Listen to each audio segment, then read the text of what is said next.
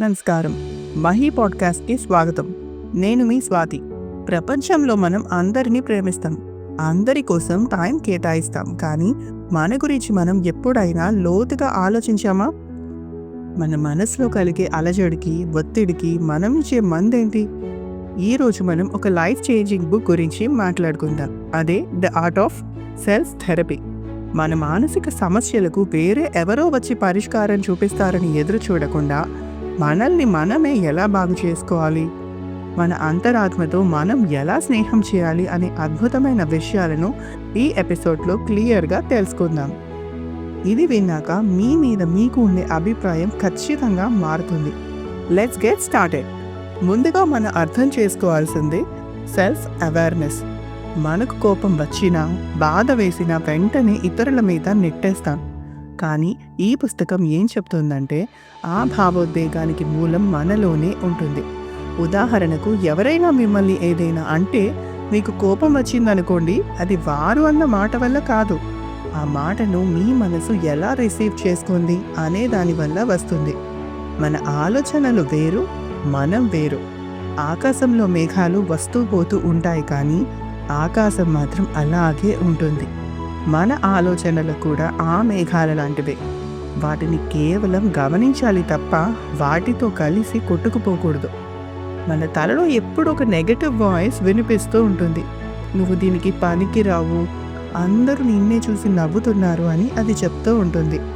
దీన్ని పుస్తకంలో cognitive distortions అంటారు.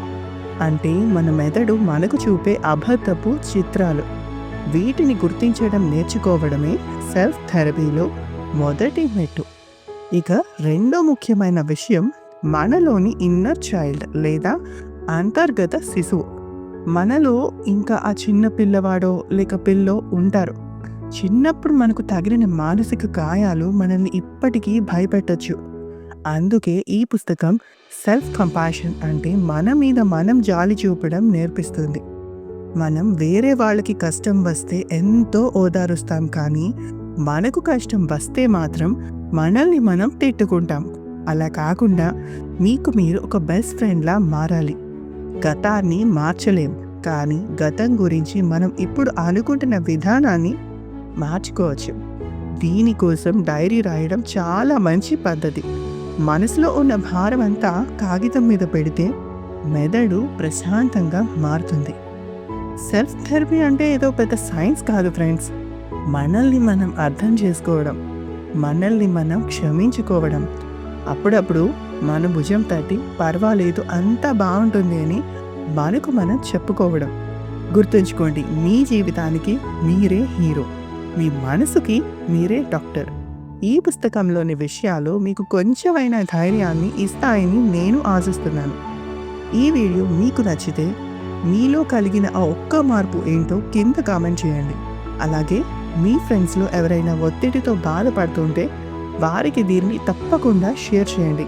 ఇలాంటి మరెన్నో ఇంట్రెస్టింగ్ బుక్ సమరీల కోసం ఇప్పుడే మహీ పాడ్కాస్ట్కి సబ్స్క్రైబ్ చేసుకోండి. వచ్చే ఎపిసోడ్లో మళ్ళీ కలుద్దాం. అంతవరకు సెలవు. నమస్కారం. ఇట్లు మీ స్వాతి, సైనింగ్ ఆఫ్.